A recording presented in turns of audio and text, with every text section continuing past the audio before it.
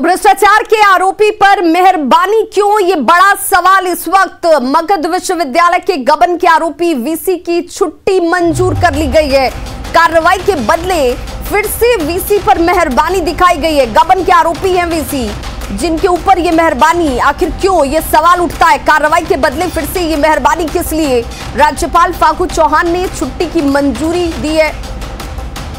24 नवंबर से 23 दिसंबर तक medical leave पर वीसी चले गए हैं। प्रोफेसर विभूति नारायण सिंह को वीसी का प्रभार सौंपा गया है। एमयू के वीसी राजेंद्र प्रसाद पर 30 करोड़ के गबन का बड़ा आरोप है। बिहार से लेकर यूपी तक के ठिकानों पर छापेमारी हुई थी और राज्यपाल फागू चौहान ने छुट्टी की मंजूरी दी है। मगध विश्वविद्यालय के वीसी पर यह गंभीर गबन के बड़े आरोप और उसके बाद ये मेहरबानी क्यों, जिनके ऊपर 30 करोड़ के गबन का आरोप हो।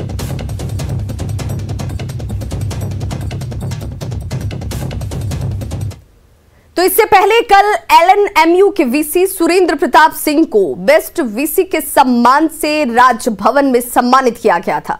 वो भी तब जब मौलाना मजहरुल हक अरबी फारसी यूनिवर्सिटी के वीसी ने सीएम को चिट्ठी लिखकर सुरेंद्र प्रताप सिंह पर टेंडर में घोटाले का आरोप लगाया।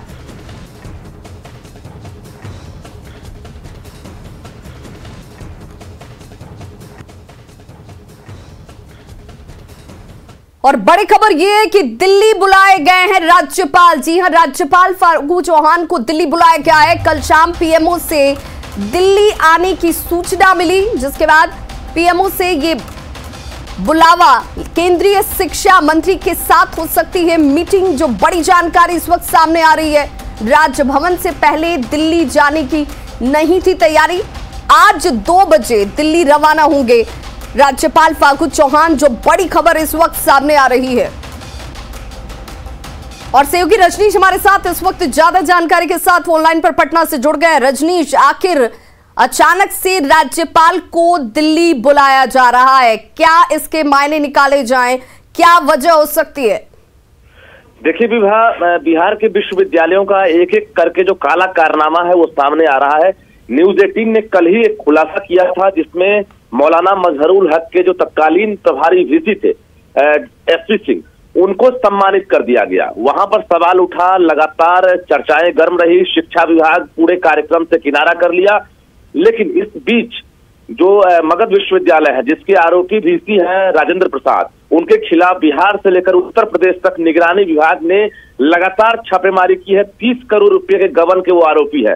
और दूसरी तरफ देखिए कि राजभवन को जैसे ही उन्होंने लीव के लिए आवेदन दिया, मेडिकल लीव के लिए, राजभवन से ये उम्मीद की जा रही थी कि जो राजेंद्र प्रसाद आरोपी हैं उनके खिलाफ कार्रवाई होगी, बर्खास्तगी की या जो भी कार्रवाई हो, लेकिन कार्रवाई के बदले उन पर मेहरबानी हुई है और उन्हें लीव जो है उनके लीव पर मुहर लगा दी गई। इस बीच जो पीएमओ है, पीएमओ से उनको तलब किया गया है राज्यपाल को, और आज 2 बजे राज्यपाल फागू चौहान फ्लाइट से जो है दिल्ली रवाना होने वाले हैं। हालांकि इस मामले पर राज्यपाल से या फिर राजभवन से अब तक किसी ने पुष्टि नहीं की है। इस तरह की खबरें आ रही हैं कि केंद्रीय शिक्षा मंत्री के साथ उनकी मुलाकात संभव हो सकती है। बिल्कुल, देखिए यहाँ से दिल्ली जब वो पहुंचेंगे, सबसे पहले जो केंद्रीय शिक्षा मंत्री धर्मेंद्र प्रधान है, उनके साथ उनकी मीटिंग होगी। और मीटिंग में जो बिहार की शैक्षणिक व्यवस्था है, जो बेपटरी हो रही है, जहां भ्रष्टाचार जो है उसका बोलबाला है, तो तमाम मुद्दों पर उम्मीद की जा रही है कि बातचीत हो सकती है। और दूसरी तरफ पीएमओ में भी इनकी बैठक हो सकती है, क्योंकि कार्यक्रम खत्म होने से पहले कल कोई भी सूचना नहीं थी कि इनको दिल्ली जाना है। अचानक शाम 5:30 बजे खबर पीएमओ से जैसे ही आती है, राजभवन में हलचल मच जाती है और न्यूज 18 को ये जानकारी मिलती है कि पीएमओ से इनको तलब किया गया है। तो कहीं ना कहीं जो विश्वविद्यालय है उसकी स्थिति काफी खराब होती जा रही है और पूरे सरकार की नजर आज राजभवन पर है, क्योंकि राजभवन के जो मुखिया है, एक तरह से राज्यपाल, उनको आज तलब किया गया है और एक बड़ी बैठक होगी। बिल्कुल रजनीश, क्या हम इस बुलावे को या आज के केंद्रीय मंत्री के साथ, शिक्षा मंत्री के साथ जब मुलाकात हो सकती है राज्यपाल फागू चौहान की, क्या इस मुलाकात को हम ऐसे भी देखें कि शिक्षा को लेकर जिस तरीके के गंभीर आरोप और इन आरोपों में राजभवन की कार्यशैली जो है वो अगर सवालों के दायरे में आती है, तो ये मुलाकात कई मायनों में बेहद खास हो जा रही है?